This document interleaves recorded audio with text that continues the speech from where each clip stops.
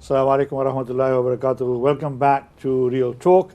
Today we've been talking about drug and substance and alcohol misabuse, abuse in our community, the extent of the problem, the reasons why some families have to sort of deal with this and without on their own, they don't have the support.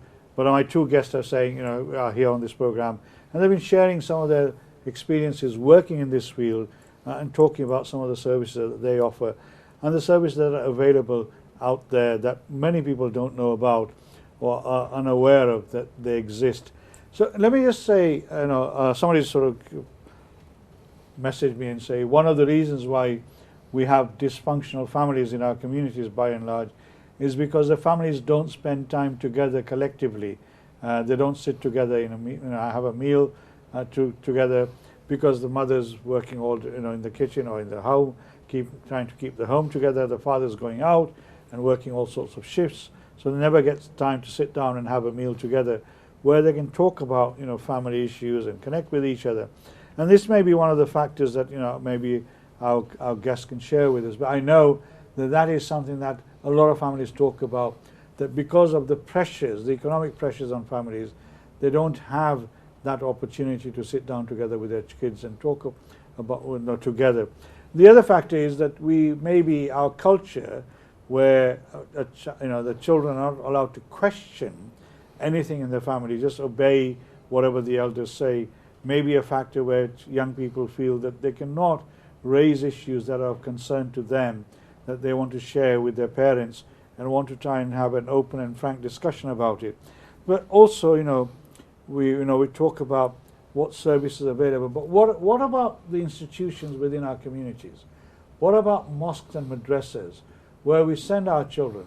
All families, or most families, send their children to madrasas to learn the Quran, the Hadith, the principles and the values of Islam, and mosques and madrasas have an important role in inculcating Islam and Islamic practices within our young people. Now, do they also recognize that there is this issue out there, and then they have a role maybe to play in it? And sometimes I don't think that they do. I think our institutions try and ignore that aspect of their responsibility. Let me ask our colleagues here, my guests, from your experience, I know you say you work in mosques and madrasas as well. You've done quite a bit of work going into madrasas and talking about some of these. Is that something that they willingly do, or is it something that you've had to push them to try and open the doors to yourselves? I think definitely, yeah, we've really had to push. Right. It's going again and again and kind of making them aware what the issues are and trying to. So the community, sometimes what the community want to see is that not just you're tackling and you're trying to, so for example, from a service perspective, trying to help those individuals who need in the service. But we also need to, so we work on it, we need to also look at prevention. So that's what we do in the madrasas and thing is prevention work. Right. We're not going there to glorify substance use, abuse, alcohol, etc. We're about, so it has to be, it's no good just supporting those individuals and the chain continuing. We need to put measures in place, and that is what our offer is. Some masjids have become more receptive towards it, but there's a lot who are still not, and we struggle to kind of get engaged with. Is that because they feel that is a problem that doesn't affect them and their community? Yeah, definitely. So these imams and these leaders in the madrasas, they are being blind to this issue. Possibly, but the other thing, what's stopping you from putting this in your madrasa program? I don't know whether they're thinking, well, this is just my opinion, whether they're thinking, the children are coming here, the parents are paying to teach them the Quran, and why would we teach a subject like this? It's taking out that time. I don't know. Sometimes I get that sense. Is that the issue? Is it the hamara problem here? It's somebody else's problem. I think so. Why do we want to go down this route? Right? Let somebody else deal with it. Yeah. I think there's two. You've got some who are really receptive towards it, and you've got some who are really kind of not, barriers, and it's not our problem, like you say. But I think another angle for the madrasas that what we found is that the parents as well.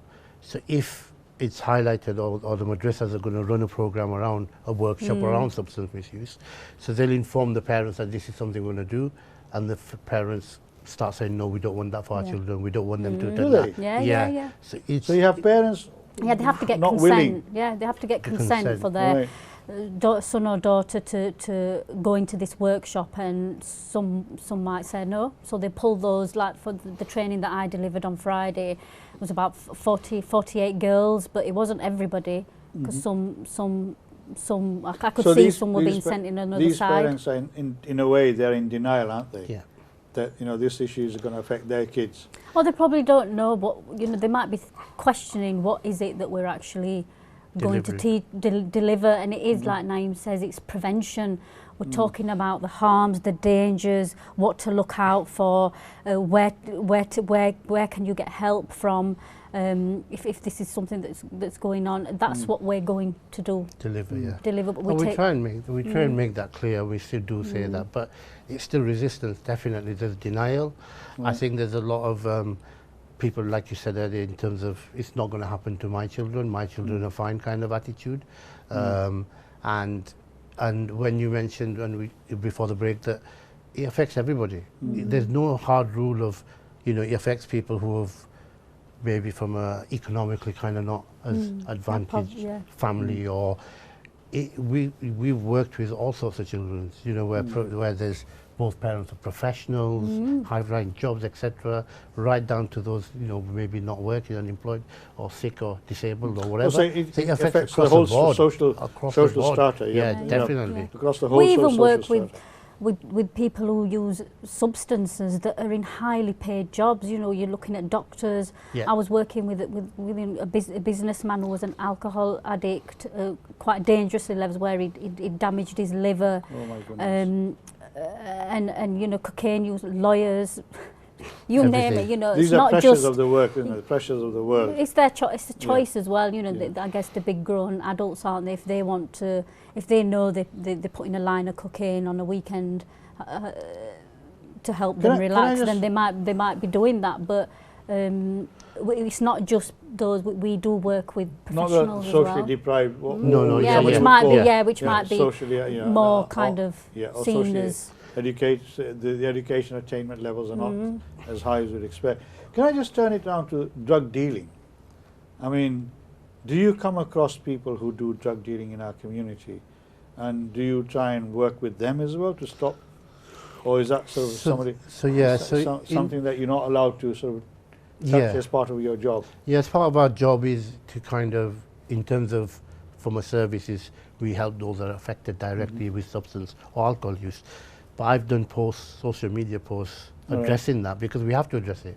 As a community, we need to address, because dealing is happening. It's real, and majority of the dealing is our own, are from the Muslim community, South Asian community, whatever you want to call it. We have to admit it.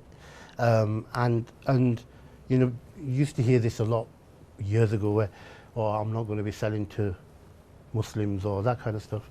That's all gone out. That's all gone out of the window. It's all about money now. The high life, wanting the money, the fast bucks, that kind of stuff. And we touched on it earlier in terms of families as well. And families are turning blind eyes.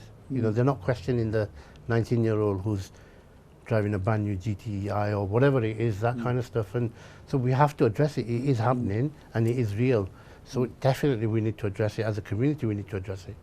We need we find that a lot of substance users won't tell us who the dealers are. Either we'll know because we're in the you're in that more field, like you in the field, you might know that such and such is a dealer, but there's we can't really do anything about that, and the people we work with will not, so to speak, dob in a dealer. They won't say it's such and such from.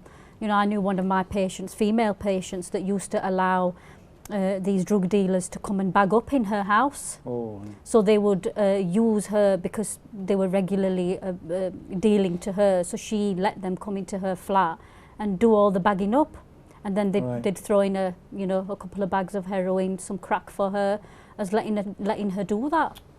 Oh my goodness. And she just she keeps her mouth stum because she gets free drugs, and she lets them go, and she has indicated that they are from the South Asian background. Which well, I think a lot of people, whether people out there, my viewers, some of them may be in denial, but we all know, whether we like it or not, and we have to face the real facts and the truth out there, that there are a lot of Apne Muslim young men mainly who are into drug dealing. And I think the parents have an equal responsibility, if not just equal, but more responsibility.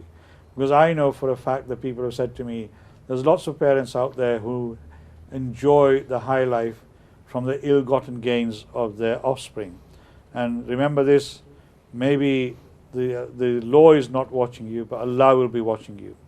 Because if your son or daughter is engaged in activities where other young people are affected by drug and alcohol and other abuse, ek din tumhe Allah ke samne khada hona padega, and there you'll be asked and challenged, why did you not stop your young man or your young daughter, permeating our community with these sort of drugs which is affecting their lives. Because remember, I'm assuming, and I'm sure you will share this with me, a lot of people who take drugs are then out of their mind in most cases, and maybe their connection with Allah will be lost as well. And that is something that we will have to answer for.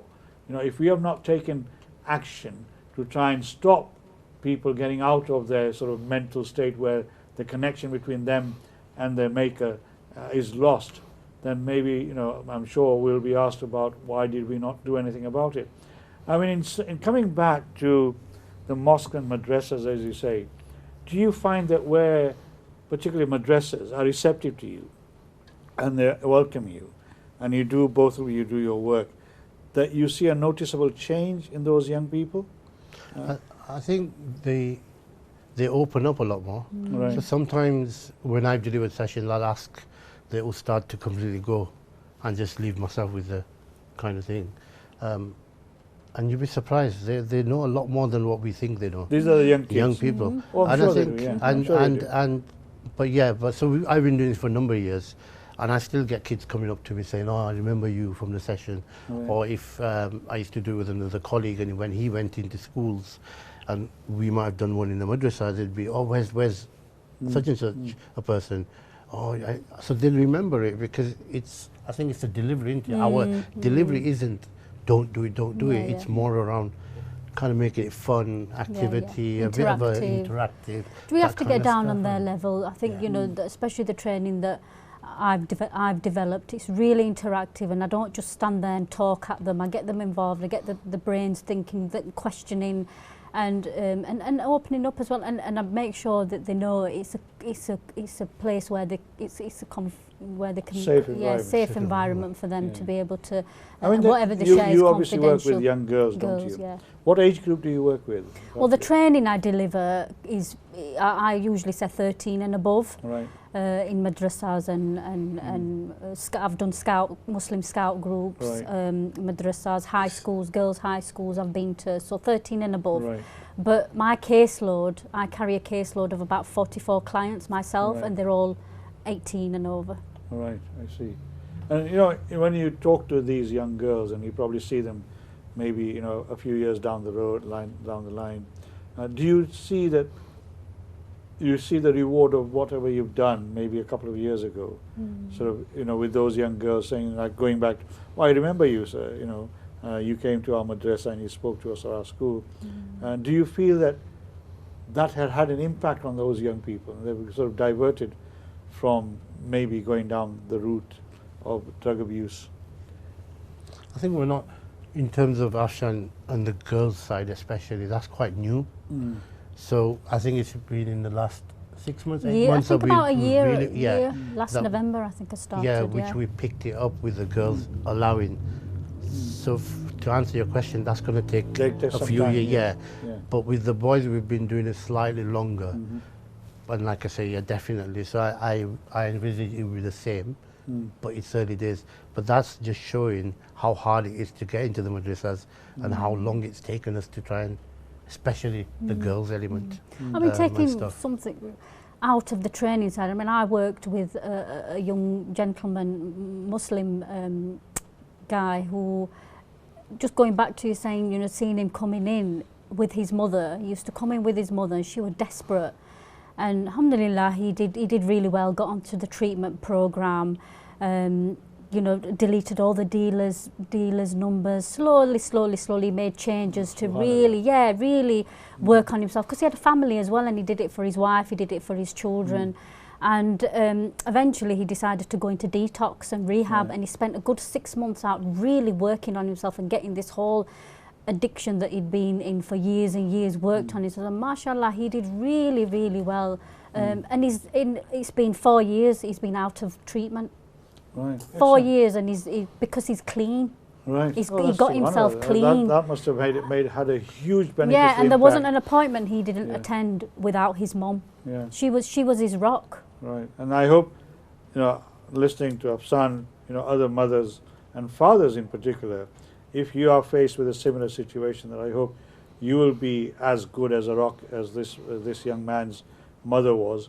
But I mean, this is not a new issue in terms of drug abuse. I mean, I was saying to my guest before we started the program, over 20 years ago, I commissioned a report in an area that I was working in, and these were young people, particularly of Asian subcontinent origin, mainly Muslim young people, going to local colleges. And 20 years ago, as I say, when I commissioned this report, we asked some young people to go in there and do a study of how extensive drug abuse was in our community in that particular area.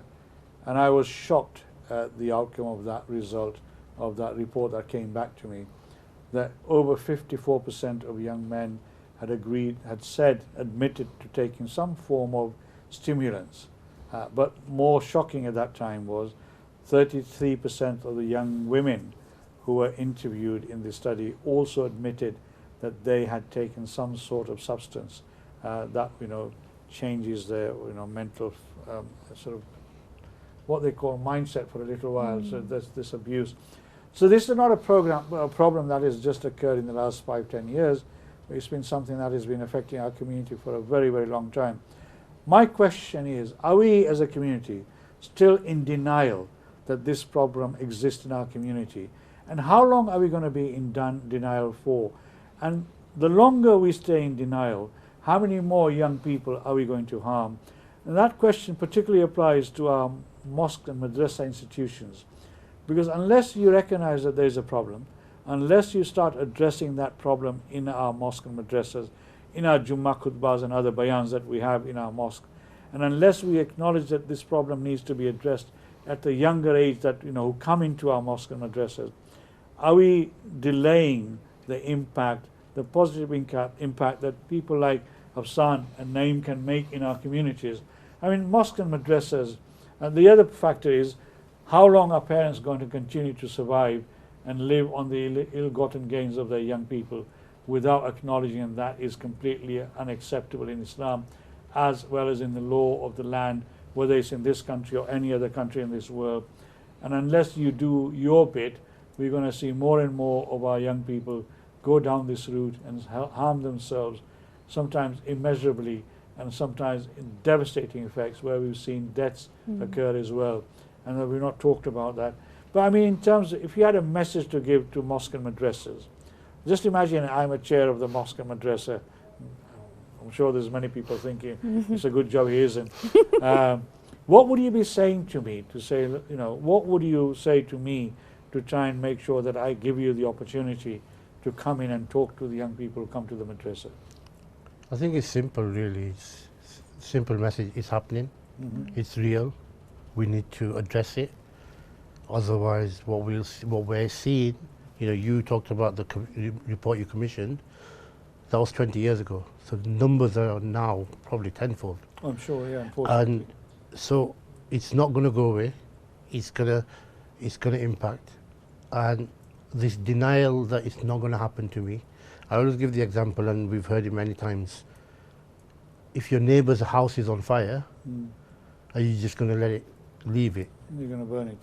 Let it burn. And you know, your house is going to. So we have to address it, because it will. It will affect. It'll affect. I can guarantee you, whenever we deliver sessions, I always ask people, and 9 times out of 10, everyone knows somebody who's using substances from within that community.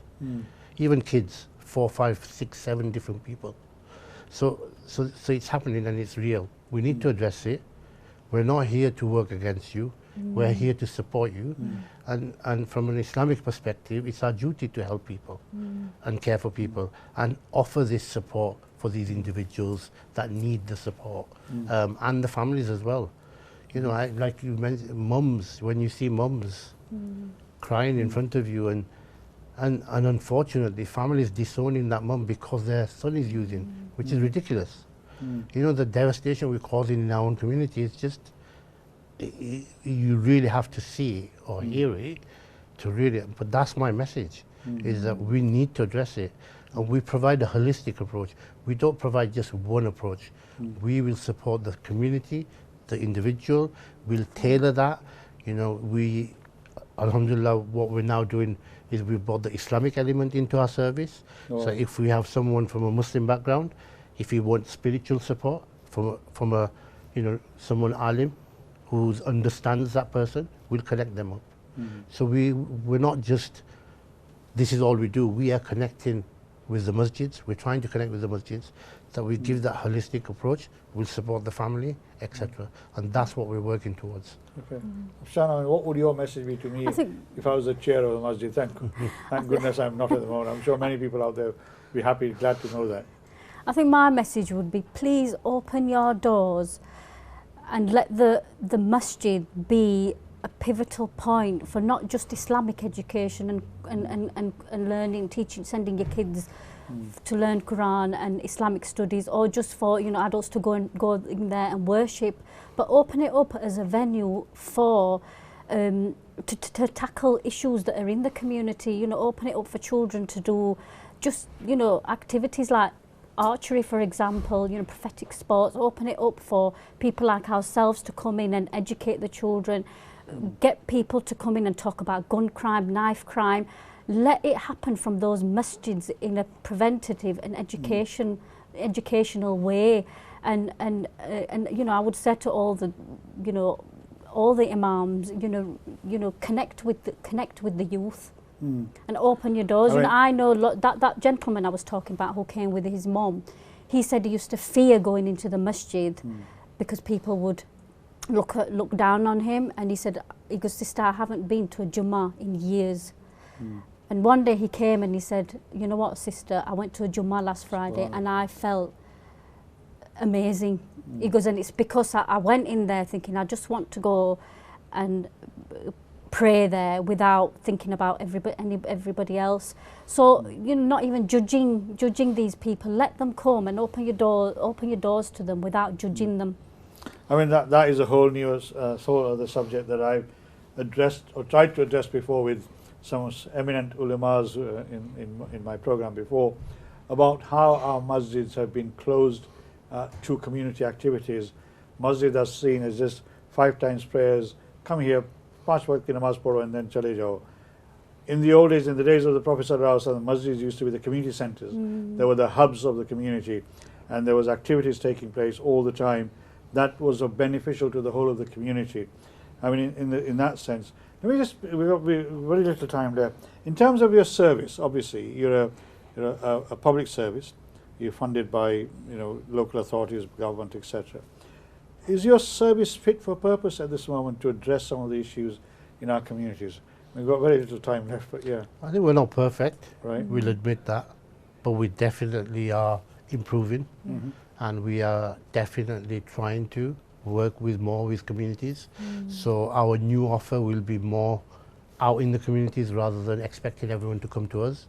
So we are starting to take the service into the heart of the community, outreach. So that's kind of what we're working towards, but it has to work both ways. We can't just be a one-way traffic. We have to get the community on board, and the community need to tell us exactly what do they want from us. But I mean, obviously, it's a chicken and egg situation, isn't it?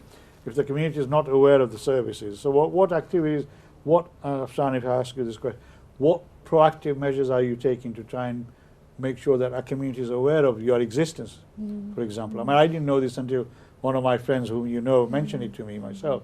So we were trying to make ourselves present at a lot of events, you know, community events. Right. So you did one at the Batley, didn't you? Was it We did one the last Wilton Park? yeah. We, you know, Right. we make sure our team's there. We've got a van, an exchange van, haven't we? We've got harm minimisation van, Right. which we take, and our team were out there. We've got, and again, just through the events, we're really trying to tap in to see what's going on out there, that we can make ourselves present. Social Yeah. media we use as well. which is a very powerful thing. Yeah, so and Yeah. we're kind of looking at that. You've got To the event on improve that. Tuesday as well. Or is Yeah. it Tuesday? You know, Yeah, with the we did a Afro-Caribbean community. Yeah. Right. So we really do So summertime. do you, and I we do mean, get for out. example, in Dewsbury over the last 3 or 4 weeks, there's been those big events. Events. Do We've you been there. attend those sort of events Yeah. as well? You know, We're there's all the of football tournaments, the Southampton Football Club, Come Yeah. On You All, etc. Yeah, we were there. These sort of events, so you go to melas and things like that. I mean, obviously, this is a very important work. I'm really sorry it usually happens like this. When we get to the really interesting part of the program, our sort of hour comes to an end. I hope that you have found this program today on drug and substance and alcohol misabuse within our community or something that of interest. As I keep saying, let us not be in denial that there is a big problem in our community, both in terms of the users of substance abuse, but also the dealers. You know, there's, as Afsana said, we have to recognize that the majority of the dealers at the moment in this area are from within our community. Now we need to tackle this at both ends, but much more importantly, you know, we need to make sure that our institutions, particularly the mosques and the madrasas, start to recognize how devastating this, you know, abuse is of drug and alcohol abuse in our community, and the impact it is having on our families on a day-to-day basis. There are parents who are tearing their hair out trying to address some of these issues. I hope you found this interesting. Inshallah, we'll carry on talking about other issues that affect our community as well. Inshallah, I'll see you next week when we talk about safety in water and in the countryside. Thank you for watching. Take care. Assalamu alaikum wa rahmatullahi wa barakatuh.